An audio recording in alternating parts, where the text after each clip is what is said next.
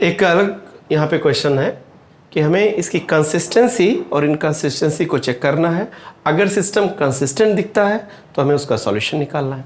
तो सबसे पहले हम क्या करेंगे, इस पूरे जो लीनियर इक्वेशन का सिस्टम है इसको हम मैट्रिक्स सिस्टम में लिखते हैं।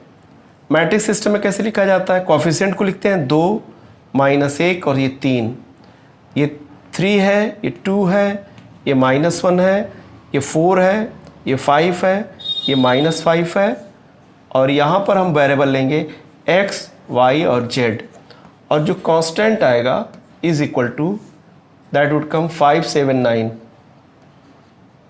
ऐसे, यानी ये a x equal to b है। फर्स्ट ऑफ ऑल हम लोग क्या करेंगे, we will check the value of the determinants of the coefficient matrix. इसके डिटरमिनेंट्स की वैल्यू को चेक करते हैं। तो आइए चेक करते हैं कि इसका जो डिटरमिनेंट्स आएगा क्या आएगा। Det A is equal to, अगर हम लिखते हैं तो 2 -1 3, 3 2 -1 4 5 -5। इफ़ यू एक्सपैंड देम, हमें पता है कि हम लोग इसको एक्सपैंड करते हैं। कैसे एक्सपेंड करते हैं, डेट ए की वैल्यू हम लोग निकालते हैं इसमें कि along with this row we expand them। तो क्या आएगा, जैसे आ जाएगा यहाँ पे 2 और ये पूरा रो और ये पूरा कॉलम हटाएंगे तो 2 5 और -1 -5 होगा, 2 5 और -1 और -5 आएगा यहाँ पे ऐसे। फिर इस टर्म पे पहुँचते हैं हम यहाँ पर, तो यहाँ पे आएगा +-1, सॉरी यहाँ पे -1, और ये रो, ये कॉलम और ये रो हम हटा देते हैं तो 3 4 -1 5 मिलता है, 3 4 -1 और -5 मिलता है हमें। प्लस जब यहाँ 3 पे आते हैं हम लोग तो हमें मिलता है 3 2 और 4 5 ऐसे हमें मिलता है ये। अब इसकी वैल्यू हम लोग निकालते हैं डेट ए की, तो ये आएगा 2, ये -10 और ये आ जाएगा मल्टीप्लाई करने पे +5 आ जाएगा ये। इसी तरीके से ये प्लस हो जाएगा और इसकी वैल्यू आ जाएगी -15 और प्लस ये 4 आ जाएगा। इसी तरीके से इसकी वैल्यू आ जाएगी 3 और ये 15 और ये 8 आ जाएगी।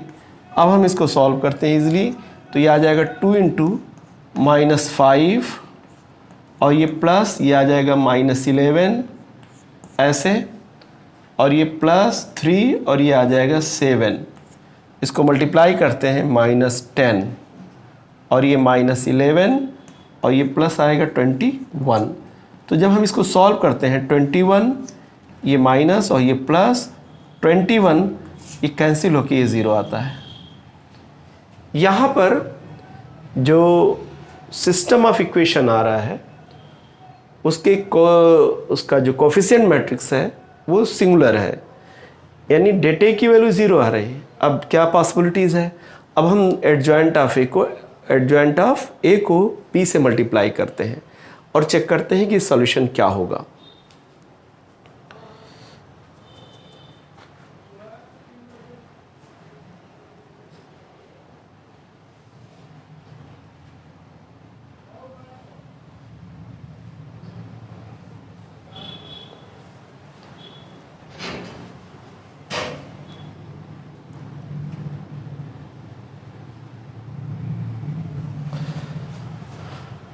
Adjoint of A into B को मल्टीप्लाई करते हैं हम लोग, adjoint of A into B को मल्टीप्लाई करते हैं और चेक करते हैं कि क्या पॉसिबिलिटीज़ है।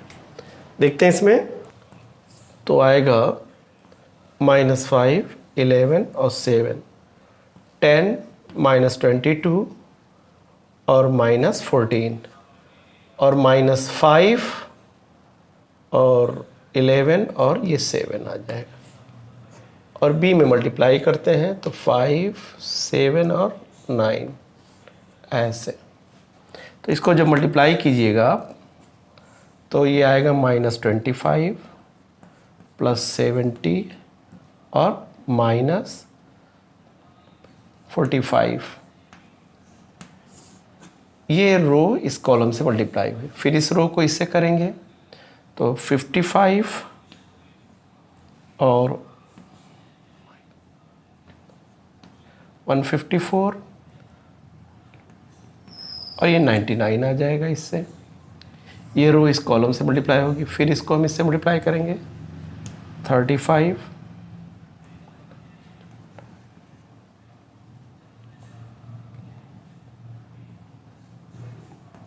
98 प्लस 63 आ जाएगा।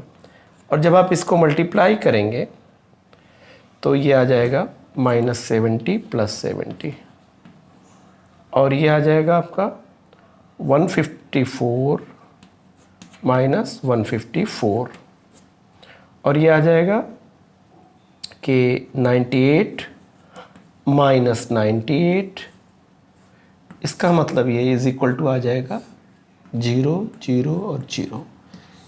इसका मतलब ये हो गया कि एडजॉइंट ऑफ ए और बी का प्रोडक्ट 0 आ रहा है। तो उस केस में हम क्या करेंगे, इसका मतलब है कि इसके इनफाइनाइट सॉल्यूशन होंगे और सिस्टम क्या होगा, कंसिस्टेंट होगा।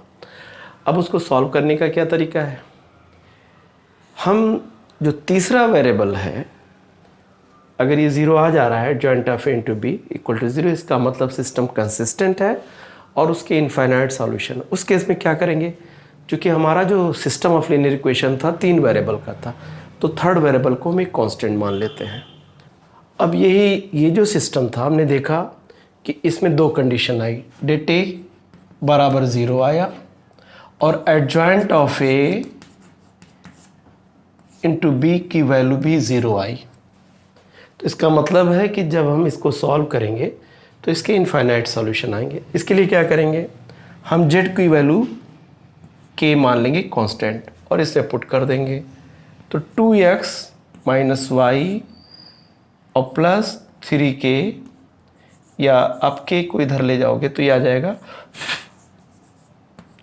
5 माइनस 3k आ जाएगा पहला, और इसमें यहाँ जेड की तरह k रखेंगे तो आएगा 3x प्लस 2y बराबर 7 प्लस k, और ये तीसरा आ जाएगा 4x प्लस 5y बराबर 9 प्लस k, और ये आ जाएगा 5k।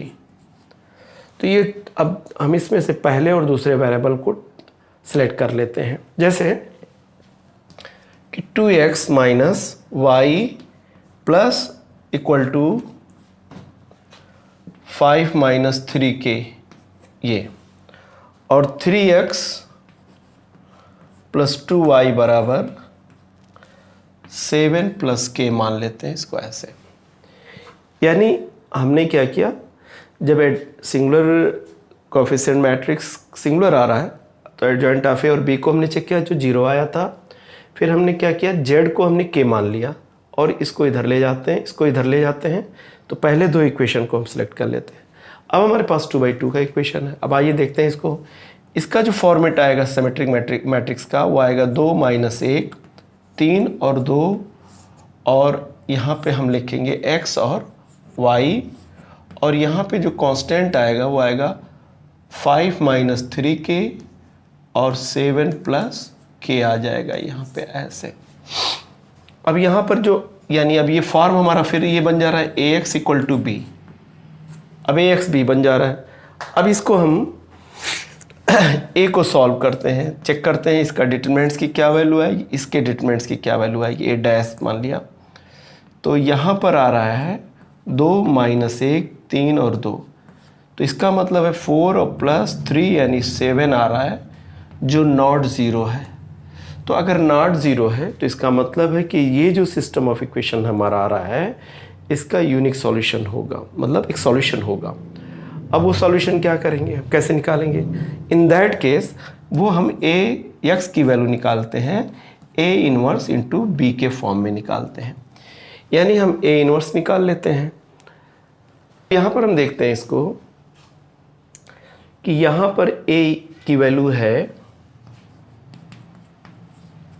2 माइनस 1 3 और 2, और यहाँ पर हम इसका जो एडजॉइंट a निकालेंगे वो एडजॉइंट a यहाँ पे आ जाएगा एडजॉइंट ए आ जाएगा इसका 2 और 1 और -3, ये इसका एडजॉइंट ऑफ ए आ गया। अब यक्स की जो वैल्यू आएगी वो ए इनवर्स ऑफ बी निकालने पे आएगी। अब यहाँ पर हम ए इनवर्स कैसे निकाल सकते हैं? ए इनवर्स की वैल्यू होती है एडजॉइंट ऑफ ए में हम डेट ए से डिवाइड कर देंगे। तो जो डेट एडजॉइंट ऑफ ए कितना है यहाँ पे, डेट ए की वैल्यू आई है 7, 1/7, और ये हमारा मैट्रिक्स आ गया क्या है 2, 1, -3 और 2, ये ए इनवर्स आ गया। अब इसमें सॉल्यूशन क्या होगा, x इक्वल टू होगा A inverse of into B. तो ए इनवर्स हम लोग निकाला है यहाँ पे 1/7 और 2, 1, -3, 2 और b की जो वैल्यू आई है वो है 5 - 3k 7 + k, ऐसे।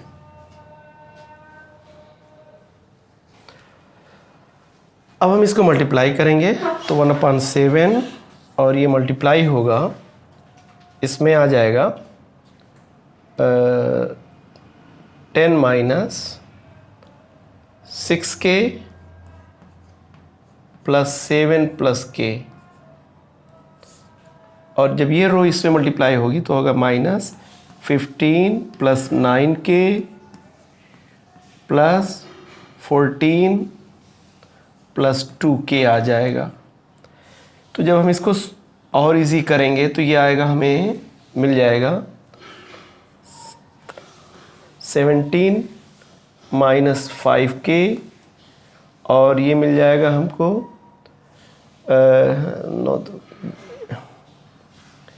ये मिल जाएगा हमको -1 + 11k। इसका मतलब है कि हमें जो x की वैल्यू मिल रही है वो मिल रही है 7 से डिवाइड करेंगे तो 17 - 5k/7 और -1 + 11k/7 ये मिल जाएगी। x क्या था यहाँ पे x था x और y इक्वल टू 17 - 15k और -1 + 11k आ जा रहा है /7। अब सॉल्व करते हैं तो आंसर आएगा इसका x इक्वल टू 7/7 17 - 15k/7 और y की वैल्यू आएगी -1 + 11k/7 और z की वैल्यू आ रही है k। अब अगर हम इसको x, y और z की वैल्यू x, y की वैल्यू थर्ड इक्वेशन में पुट करते हैं तो ये इसको सेटिस्फाई करेगा। इसका मतलब ये हो गया कि x, y, z की ये values for any real value k satisfied all the 3 equations, यानी k की सारी वैल्यूज के लिए ये सेटिस्फाई होगा, यानी k इनफाइनाइट वैल्यूज होंगी। तो इस तरह हम देखते हैं कि अलग अलग कंडीशंस पे यहाँ पर हमें अलग अलग रिजल्ट मिलते हैं।